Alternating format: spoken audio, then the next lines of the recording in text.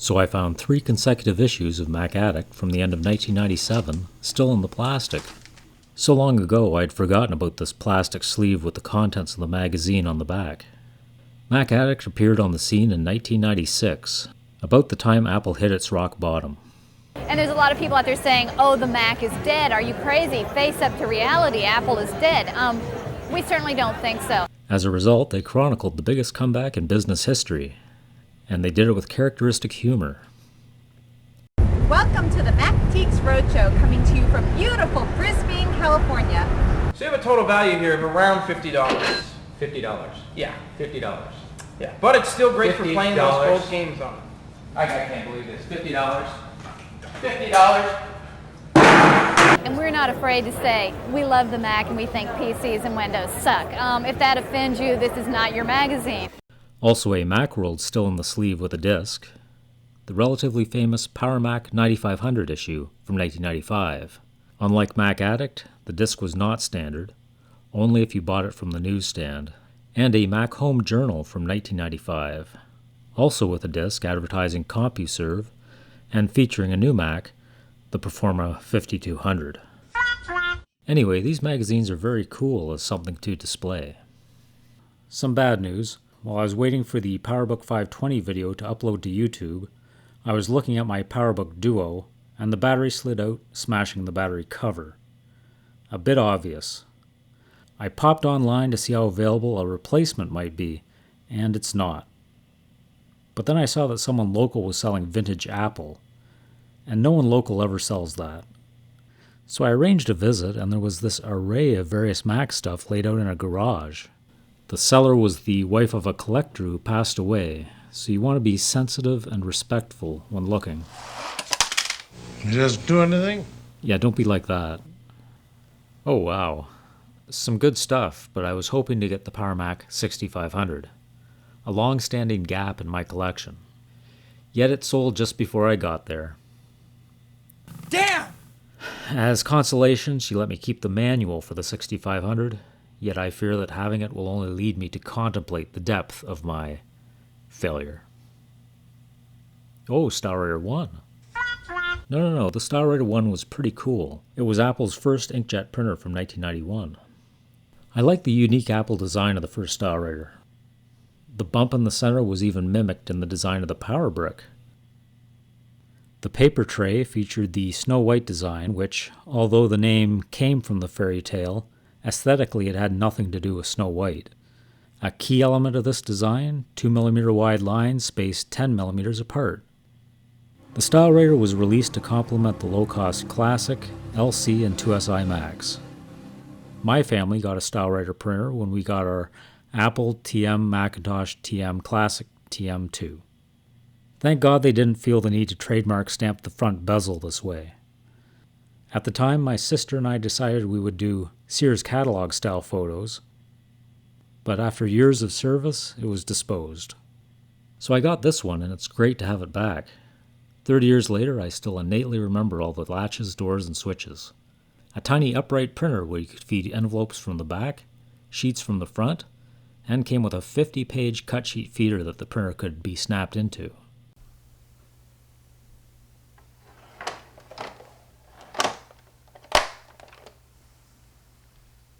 What a great design. And then there's tractor feed paper. No, it can't do tractor feed. It has 3 infeeds. That's not enough? You need to do tractor feed? Hey, don't do it. Don't do it. Idiot. Amazingly, you can still buy ink for the thing using Canon BubbleJet cartridges, because the innards are Canon. Of course, Apple did not build the printers. They just had their own case design around a third-party mechanism. Printing 1 page every 2 to 3 minutes? No one is nostalgic about that part. And when it was printing, you could not do anything else on your Mac because the Mac was busy being the print controller. But just the fact that it was compact and silent, it was a huge improvement over the big and loud dot matrix printers. Yeah, especially applies to that one. StyleWriter being priced about the same as the ImageWriter 2, and giving better print quality, it was a no-brainer for us. Apple even pre-released TrueType fonts ahead of System 7 for the StyleWriter. TrueType fonts were scalable, allowing the StyleWriter to print any font size without the jagged text you'd get from bitmap fonts if you chose a size outside the ones provided. You got 4 TrueType fonts: Times, Helvetica, Courier, and Symbol. Sorry, San Francisco fans. Unfortunately, this StyleWriter does not work.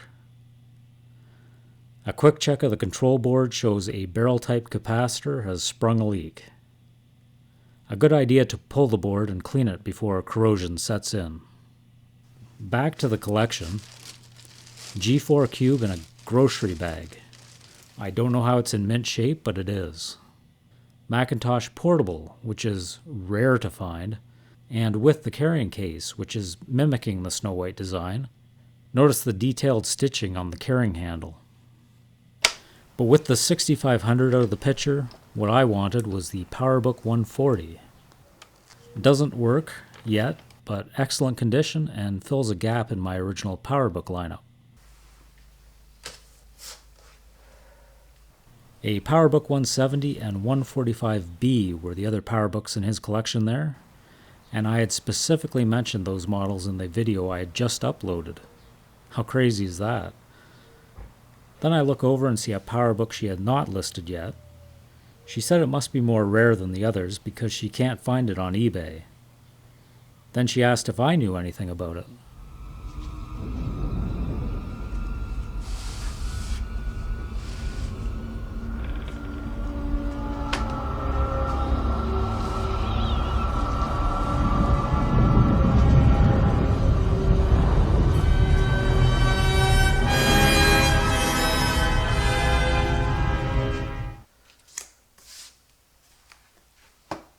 It came in a perfectly fitting Kensington case.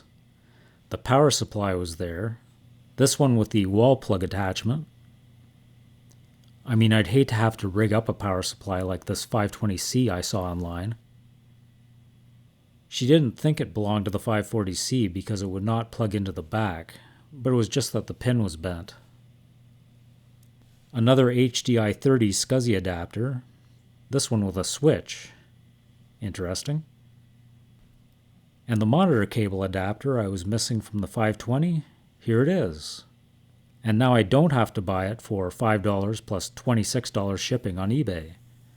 The 540C not only had the top-end active matrix color screen, but a 33 MHz processor instead of the 520's 25 MHz. PowerBook 540s came with an impressive 12 MB RAM instead of 4 that came with the 520s. This one upgraded to the maximum 36 MB. It was upgraded from 7.11 to macOS 8. And it's a C model, so what is the color depth? It's 256 colors, but if you select the old 640x400 aspect, you get the thousands of colors option. And very cool, you didn't have to restart just to change the setting like Windows 3.1. Built-in fax modem. The 19.2 kilobit per second fax modem was an option on the 520s, but it comes installed on each and every PowerBook 540 and 540C. It was missing the back door, and that's why a parts machine comes in handy. Attaching the door simply involves bending it until you can snap in the hinges. I'm going to heat it up a bit as insurance against breaking it in half. There, success. By 1992, Apple was moving away from the straight even lines of Snow White, so it was time to revise the PowerBook case. And the new 500 design could not have been more different. The curved lines are said to convey a feeling of comfort and ease, as well as a sensual quality as they remind us of the human body. Isn't that right, Johnny Ive? A computer absolutely can be sexy. I mean, it's yeah, it can.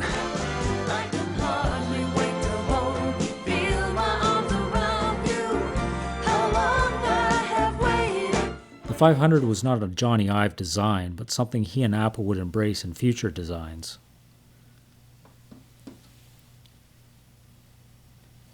The PowerBook 500 was just a bridge between the 68030 based PowerBook 100 series and the hot new PowerPC 603 PowerBook that was to come in 1995.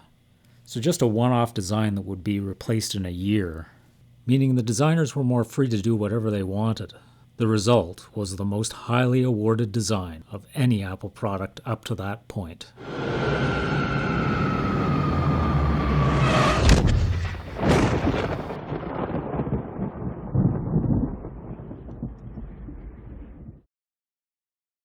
Okay, back to the Denfield Hoard. The CD caddy for Apple's early CD-ROM drives. One of those weird things about collecting. In the Quadra 800 video, I'm thinking I'm so lucky to have the caddy. They don't make them anymore, and oh, here's a stack of 12 from the Hoard. And many are still shrink-wrapped. Boxed software is something where I have a lot of nostalgia for the days of seeing them on the shelf at the computer store, going back to the early 80s. I got these titles in box. You'll note most software I got has the PowerPC badge, making it mid-90s, including retrospect backup software. Oh, time flies, doesn't it? Toast 3 with a diskette sticker pasted on the front of the box. That's great. This copy of Claris Draw for promotional purposes only. The store that originally had it threw in discs for ClarisWorks versions 3 and 4, which is good, except he writes this fact in marker on the spine of the box. And on the back. Oh, and on the other side. Dude! Now here's a title that's about Canada, which I don't even see on Macintosh Garden. It's by Mech, the same company that made Oregon Trail. Oregon Trail, sorry. Mech had a long history integrating computers into classrooms via software that they wrote.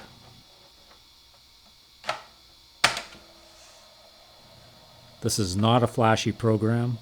It just gets down to the business of helping students understand how databases work, something even more important today than it was then. The stats are obviously out of date, but like Oregon Trail, would teach students to engage with computers and learn from them in an effective way, so they don't become misinformed or ignorant of the fact that a computer is a tool, ignorance that the previous generation could corrupt them with. My dear boy, all the latest scientific advancement has gone into the electronic computer. It's a machine with no human weaknesses. Never makes mistakes, never gets tired. It's infallible. It's still a machine. I'm not the brightest guy in town, but at least I got flesh and blood and feelings, not bolts and lights and wires like this monster. You let machines tell you what to do, the next thing you know, they'll be running the world. People will be obsolete. No thanks.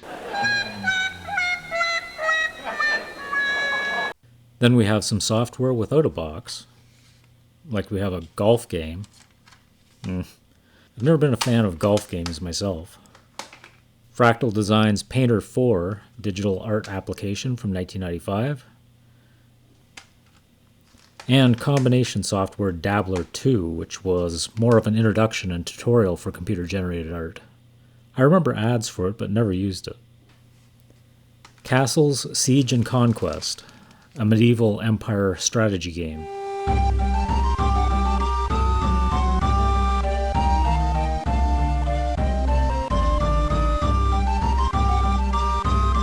Damn!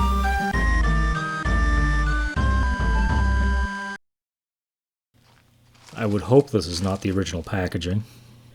Okay, what else?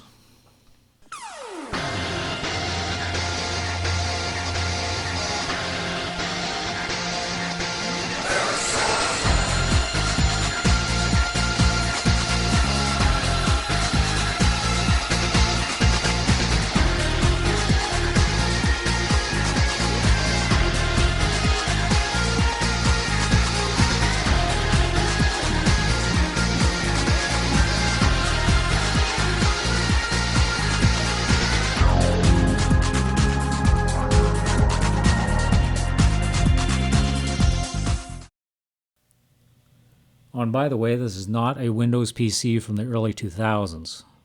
It's a Black & Decker bread maker. So please stop asking.